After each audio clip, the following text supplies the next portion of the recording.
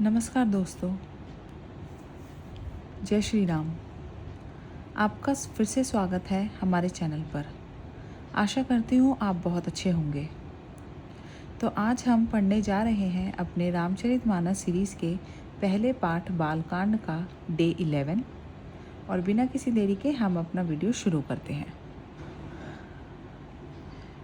अब भी मेरे मन में कुछ संदेह है, आप कृपा कीजिए, मैं हाथ जोड़कर विनती करती हूँ। हे प्रभु, आपने उस समय मुझे बहुत तरह से समझाया था। हे नाथ, यह सोचकर मुझ पर क्रोध न कीजिए। मुझे अब पहले जैसा मोह नहीं है। अब तो मेरे मन में राम कथा सुनने की रुचि है। हे शेषनाग को अलंकार रूप में धारण करने वाले देवताओं के नाथ, आप श्री रामचंद्र जी के गुणों की पवित्र कथा कहिए। मैं पृथ्वी पर सिर टेककर आपके चरणों की वंदना करती हूँ और हाथ जोड़कर विनती करती हूँ, आप वेदों के सिद्धांतों को निचोड़कर श्री रघुनाथ जी का निर्मल यश वर्णन कीजिए। यद्यपि स्त्री होने के कारण मैं उसे सुनने की अधिकारिणी नहीं हूँ, तथापि मैं मन, वचन और कर्म से आपकी दासी हूँ। संत लोग जहाँ आर्थ अधिकारी पाते हैं, वहाँ गूढ़ तत्व भी उसे नहीं छिपते। हे देवताओं के स्वामी, मैं बहुत ही आर्त भाव से पूछती हूँ, आप मुझ पर दया करके श्री रघुनाथ जी की कथा कहिए।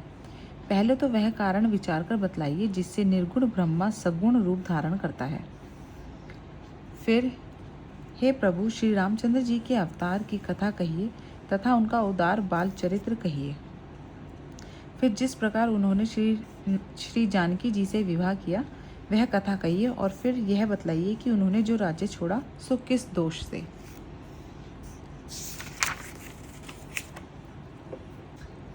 हे नाथ, फिर उन्होंने वन में रहकर जो अपार चरित्र किए तथा जिस तरह रावण को मारा वह भी कहिए।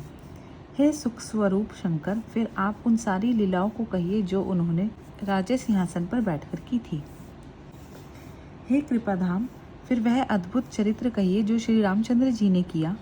वे रघुकुल शिरोमणि प्रजा सहित किस प्रकार अपने धाम को गए। हे प्रभु, फिर आप उस तत्व को समझाकर कहिए जिसकी अनुभूति में ज्ञानी मुनिगण सदा मग्न रहते हैं, और फिर भक्ति, ज्ञान, विज्ञान और वैराग्य का विभास सहित वर्णन कीजिए। श्री रामचंद्र जी के और भी जो अनेक रहस्य छिपे हुए भाव अथवा चरित्र हैं उनको कहिए। हे नाथ, आपका ज्ञान अत्यंत निर्मल है। हे प्रभु, जो बात मैंने न भी पूछी हो, हे दयालु, उसे भी आप छिपा न रखिएगा। वेदों ने आपको तीनों लोकों का गुरु कहा है, दूसरे पामर जीव इस रहस्य को क्या जाने। पार्वती जी के सहज सुंदर और छल रहित प्रश्न सुनकर शिव जी के मन को बहुत अच्छे लगे। श्री महादेव जी के हृदय में सारे राम चरित्र आ गए। प्रेम के मारे उनका शरीर पुलकित हो गया और नेत्रों में जल भर गया। श्री रघुनाथ जी का रूप उनके हृदय में आ गया, जिससे स्वयं परमानंद स्वरूप शिव जी ने भी अपार सुख पाया। शिव जी 2 घड़ी तक ध्यान से रस में डूबे रहे। फिर उन्होंने मन को बाहर खींचा और तब वे प्रसन्न होकर श्री रघुनाथ जी का चरित्र वर्णन करने लगे, जिसके बिना जाने झूठे भी सत्य मालूम होता है। जैसे बिना पहचाने रस्सी में सांप का भ्रम हो जाता है, और जिसके जान लेने पर जगत का उसी तरह लोप हो जाता है जैसे जागने पर स्वप्न का भ्रम जाता रहता है। मैं उन्हीं श्री रामचंद्र जी के बाल रूप की वंदना करता हूँ, जिनका नाम जपने से सब सिद्धियाँ सहज ही प्राप्त हो जाती हैं। मंगल के धाम, अमंगल के हरने वाले और श्री दशरथ जी के आंगन में खेलने वाले वे बाल रूप श्री रामचंद्र जी मुझ पर कृपा करें। त्रिपुरासुर का वध करने वाले शिव जी श्री रामचंद्र जी को प्रणाम करके आनंद में भरकर अमृत के समान वाणी बोले, हे गिरिराज कुमारी पार्वती, तुम धन्य हो, धन्य हो, तुम्हारे समान कोई उपकारी नहीं है। जो तुमने श्री रघुनाथ जी की कथा का प्रसंग पूछा है, जो कथा समस्त लोगों के लिए जगत को पवित्र करने वाली गंगा जी के समान है, तुमने जगत के कल्याण के लिए प्रश्न ही पूछे हैं। तुम श्री रघुनाथ जी के चरणों में प्रेम रखने वाली हो। हे पार्वती, मेरे विचार में तो श्री राम जी की कृपा से तुम्हारे मन में स्वप्न में भी शोक, मोह, संदेह और भ्रम कुछ भी नहीं है। फिर भी तुमने इसलिए वही शंका की है कि इस प्रसंग के कहने सुनने से सबका कल्याण होगा। जिन्होंने अपने कानों से भगवान की कथा नहीं सुनी, उनके कानों के छिद्र सांप के बिल के समान है। जिन्होंने अपने नेत्रों से संतों के दर्शन नहीं किए, उनके वे नेत्र मोर के पंखों पर दिखने वाली नकली आंखों की गिनती में हैं। वे सिर कड़वी तुम्बी के समान है, जो श्रीहरि और गुरु के चरण तल पर नहीं झुकते। जिन्होंने भगवान की भक्ति को अपने हृदय में स्थान नहीं दिया, वे प्राणी जीते हुए ही मुर्दे के समान हैं। जो जीभ श्री रामचंद्र जी के गुणों का गान नहीं करती, वह मेढक की जीभ के समान है। वह हृदय वज्र के समान कड़ा और निष्ठुर है, जो भगवान के चरित्र सुनकर हर्षित नहीं होता। हे पार्वती, श्री रामचंद्र जी की लीला सुनो। यह देवताओं का कल्याण करने वाली और दैत्यों को विशेष रूप से मोहित करने वाली है। श्री रामचंद्र जी की कथा कामधेनु के समान सेवा करने से सब सुखों को देने वाली है, और सत्पुरुषों के समाज ही देवताओं के लोग हैं, ऐसा जानकर इसे कौन न सुनेगा। श्री रामचंद्र जी की कथा हाथ की सुंदर ताली है, जो संदेह रूपी पक्षियों को उड़ा देती है। फिर राम कथा कलयुग रूपी वृक्षों को काटने के लिए कुल्हाड़ी है। हे गिरिराज कुमारी, तुम इसे आदर पूर्वक सुनो। वेदों ने श्री रामचंद्र जी के सुंदर नाम, गुण, चरित्र, जन्म और कर्म सभी अनगिनत कहे हैं। जिस प्रकार भगवान श्री रामचंद्र जी अनंत हैं, उसी तरह उनकी कथा, कीर्ति और गुण भी अनंत हैं। तो भी तुम्हारी अत्यंत प्रीति देखकर जैसा कुछ मैंने सुना है और जैसी मेरी बुद्धि है, उसी के अनुसार मैं कहूँगा। हे पार्वती, तुम्हारा प्रश्न स्वाभाविक ही सुंदर, सुखदायक और संत सम्मत है, और मुझे तो बहुत ही अच्छा लगा है। परंतु हे पार्वती, एक बात मुझे अच्छी नहीं लगी। यद्यपि वह तुमने मोह के वश होकर ही कही है। तुमने जो यह कहा कि वे राम कोई और है, जिन्हें वेद गाते हैं और मुनिजन जिनका ध्यान करते हैं, जो मोहरूपी पिशाच के द्वारा ग्रस्त है, पाखंडी है, भगवान के चरणों से विमुख है, और जो झूठ सच कुछ भी नहीं जानते, ऐसे अधम मनुष्य ही इस तरह कहते सुनते हैं। जो अज्ञानी, मूर्ख, अंधे और भाग्यहीन, और जिनके मन रूपी दर्पण पर विषय रूपी काई जाम हुई है, जो व्यभिचारी, छली और बड़े कुटिल हैं, और जिन्होंने कभी स्वप्न में भी संत समाज के दर्शन नहीं किए, और जिन्हें अपनी लाभ हानि नहीं सूझती, वे ही ऐसी वेद विरुद्ध बातें करते हैं, जिनका हृदय रूपी दर्पण मैला है और जो नेत्रों से हीन है। वे बेचारे श्री रामचंद्र जी का रूप कैसे देखें, जिनको निर्गुण सगुण का कुछ भी विवेक नहीं है, जो अनेक मनगढ़ंत बातें बका करते हैं, जो श्री हरि के माया के वश में होकर जगत में भ्रमते फिरते हैं, उनके लिए कुछ भी कह डालना संभव नहीं है। जिन्हें वायु का रोग हो गया हो, जो भूत के वश हो गए हो, और जो नशे में चूर हैं, ऐसे लोग विचार कर वचन नहीं बोलते। जिन्होंने महामोह रूपी मदिरा पी रखी है, उनके कहने पर कान न देनी चाहिए। अपने हृदय में ऐसा विचार कर संदेह छोड़ दो और श्री रामचंद्र जी के चरणों को भजो। हे पार्वती, ब्रह्मरूपी अंधकार के नाश करने के लिए सूर्य की किरणों के समान मेरे वचनों को सुनो। सगुण और निर्गुण में कुछ भी भेद नहीं है। मुनि, पुराण, पंडित और वेद सभी ऐसा कहते हैं। जो निर्गुण, अरूप, अलख और अजन्मा है, वही भक्तों के प्रेमवश सगुण हो जाता है। जो निर्गुण है, वही सगुण कैसे है? जैसे जल और ओले में भी भेद नहीं, दोनों जल ही हैं, ऐसे ही निर्गुण और सगुण एक ही है।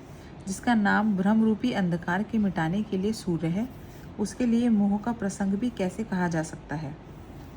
श्री रामचंद्र जी सच्चिदानंद स्वरूप सूर्य है। वहाँ मोह रूपी रात्रि का लवलेश भी नहीं है। वे स्वभाव से ही प्रकाश का और भगवान है। वहाँ तो विज्ञान रूपी प्रातः काल भी नहीं होता। अज्ञान रूपी रात्रि हो तब तो विज्ञान रूपी प्रातः काल हो। भगवान तो नित्य ज्ञान स्वरूप हैं। हर्ष, शोक, ज्ञान, अज्ञान, अहंता और अभिमान, ये सब जीव के धर्म हैं। श्री रामचंद्र जी तो व्यापक ब्रह्मा, परमानंद स्वरूप, परात्पर प्रभु और पुराण पुरुष हैं। इस बात को सारा जगत जानता है। जो पुरुष प्रसिद्ध है, प्रकाश के भंडार है, सब रूपों में प्रकट है, और जीव, माया और जगत सबके स्वामी हैं। वे ही रघुकुल मणि श्री रामचंद्र जी मेरे स्वामी हैं। ऐसा कहकर शिवजी ने उनको मस्तक नवाया। अज्ञानी मनुष्य अपने भ्रम को तो समझते नहीं, और वे मूर्ख प्रभु श्री रामचंद्र जी पर उसका आरोप करते हैं। जैसे आकाश में बादलों को पर्दा देखकर कुविचारी लोग कहते हैं कि बादलों ने सूर्य को ढक लिया। जो मनुष्य आँख में उंगली लगाकर देखता है उसके लिए तो 2 चंद्रमा प्रकट हैं। हे पार्वती, श्री रामचंद्र जी के विषय में इस प्रकार मोह की कल्पना करना वैसा ही है जैसे आकाश में अंधकार, धुएं और धूल का सोना। आकाश जैसे निर्मल और निर्लेप है, उसको कोई मलिन या स्पर्श नहीं कर सकता। इसी प्रकार भगवान श्री रामचंद्र जी नित्य, निर्मल और निर्लेप हैं। विषय, इंद्रियां, इंद्रियों के देवता और जीवा आत्मा, ये सब एक की सहायता से एक चेतना होते हैं। इन सब का जो परम प्रकाशक है, अर्थात जिससे इन सब का प्रकाश होता है, वही अनादि ब्रह्म अयोध्या नरेश श्री रामचंद्र जी हैं। यह जगत प्रकाश्य है और श्री रामचंद्र जी इसके प्रकाशक हैं। वे माया के स्वामी और ज्ञान तथा गुणों के धाम हैं, जिनकी सत्ता से मोह की सहायता पाकर जड़ माया भी सत्य सी भसित होती है। जैसे सीप में चांदी की और सूर्य की किरणों में पानी की प्रतीति होती है, यद्यपि यह प्रतीति तीनों कालों में झूठ है, तथापि इस भ्रम को कोई हटा नहीं सकता। इसी तरह यह संसार भगवान के आश्रित रहता है, यद्यपि यह असत्य है तो भी दुख तो देता ही है। जिस तरह स्वप्न में कोई सिर काट ले तो बिना जागे वह दुख दूर नहीं होता। हे पार्वती, जिनकी कृपा से इस प्रकार का भ्रम मिट जाता है, वही कृपालु श्री रघुनाथ जी हैं, जिनका आदि और अंत किसी ने नहीं पाया। वेदों ने अपनी बुद्धि से अनुमान करके इस प्रकार नीचे लिखे अनुसार गाया है। वह ब्रह्मा बिना ही पैर के चलता है, बिना ही कान के सुनता है, बिना ही हाथ के नाना प्रकार के काम करता है, बिना मुंह के ही सारे रसों का आनंद लेता है और बिना ही वाणी के बहुत योग्य वक्ता है। वह बिना ही शरीर त्वचा के स्पर्श करता है, बिना ही आंखों के देखता है और बिना ही नाक के सब गंधों को ग्रहण करता है। उस ब्रह्मा की करनी सभी प्रकार से ऐसी अलौकिक है कि जिसकी महिमा कहीं नहीं जा सकती, जिसका वेद और पंडित इस प्रकार वर्णन करते हैं और मुनि जिसका ध्यान करते धरते हैं, वही दशरथ नंदन भक्तों के हितकारी अयोध्या के स्वामी भगवान श्री रामचंद्र जी हैं। हे पार्वती, जिनके नाम के बल से काशी में मरते हुए प्राणी को देखकर मैं उसे राम मंत्र देकर शोक रहित कर देता हूँ, मुक्त कर देता हूँ, वही मेरे प्रभु रघुश्रेष्ठ श्री रामचंद्र जी जड़ चेतन के स्वामी और सबके हृदय के भीतरी जानने वाले हैं। विवश होकर भी जिनका नाम लेने से मनुष्य के अनेकों जन्मों में किए हुए पाप जल जाते हैं, फिर जो मनुष्य आदरपूर्वक उनका स्मरण करते हैं, वे तो संसार रूपी समुद्र को गाय के खुर से बने हुए गड्ढे के समान पार कर जाते हैं। हे पार्वती, वही परमात्मा श्री रामचंद्र जी हैं। उनमें भ्रम देखने में आता है। तुम्हारा ऐसा कहना अत्यंत ही अनुचित है। इस प्रकार का संदेह मन में लाते हैं मनुष्य के ज्ञान, वैराग्य आदि सारे सद्गुण नष्ट हो जाते हैं। शिवजी के भ्रमनाशक वचनों को सुनकर पार्वती जी के सब कुतर्कों की रचना मिट गई। श्री रघुनाथ जी के चरणों में उनका प्रेम और विश्वास हो गया और कठिन असंभावना जिसका होना संभव नहीं, ऐसी मिथ्या कल्पना जाती रही। बार बार स्वामी शिवजी के चरण कमलों को पकड़कर और अपने कमल के समान हाथों को जोड़कर पार्वती जी मानो प्रेम रस में सान कर सुंदर वचन बोली। आपके चंद्रमा की किरणों के समान शीतल वाणी सुन मेरा अज्ञान रूपी शरद ऋतु की धूप का भारी ताप मिट गया। हे कृपालु, आपने मेरा सब संदेह हर लिया। अब श्री रामचंद्र जी का यथार्थ स्वरूप मेरी समझ में आ गया। हे नाथ, आपकी कृपा से अब मेरा विषाद जाता रहा और आपके चरणों के अनुग्रह से मैं सुखी हो गई। यद्यपि मैं स्त्री होने के कारण स्वभाव से ही मूर्ख और ज्ञानहीन हूँ, तो भी आप मुझे अपनी दासी जानकर, हे प्रभु, यदि आप मुझ पर प्रसन्न हैं तो जो बात मैंने पहले आपसे पूछी थी वही कहिए। यह सत्य है कि श्री रामचंद्र जी ब्रह्मा है, चिन्मय ज्ञान स्वरूप हैं, अविनाशी हैं, सबसे रहित और सबके हृदय रूपी नगरी में निवास करने वाले हैं। फिर हे नाथ, उन्होंने मनुष्य का शरीर किस कारण से धारण किया? हे धर्म की ध्वजा धारण करने वाले प्रभु, यह मुझे समझाकर कहिए।